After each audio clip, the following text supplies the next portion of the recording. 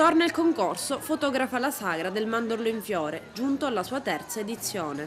Le foto in gara dovranno raccontare la settimana della sagra attraverso gli occhi del pubblico. Lo scopo è semplicissimo, è quello di fare promozione turistica senza alcun costo aggiuntivo per gli organizzatori della sagra, raccogliere tutte le foto che vengono fatte durante questa manifestazione da tanti amatori, professionisti, fotografi, dilettanti, appassionati, pubblicarle tutte sul nostro giornale agrigentoggi.it, fare poi una scrematura, scegliere le foto migliori e metterle a disposizione degli organizzatori per fare promozione.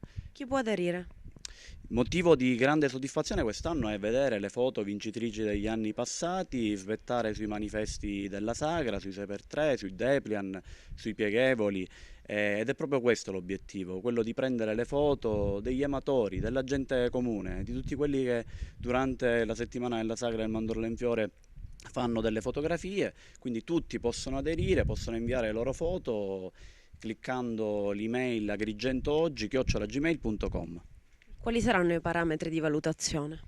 Non è un concorso per un posto pubblico, i parametri e il piacere di partecipare ad un concorso in cui l'immagine è l'elemento principale. Il parametro essenziale è la pertinenza, ma è chiaro che chiunque fotografa la sagra è nel tema della sagra, quindi una qualità estetica sicuramente a un livello accettabile e soprattutto un'immagine che sia anche un documento, che sia anche informazione di quello che è l'evento.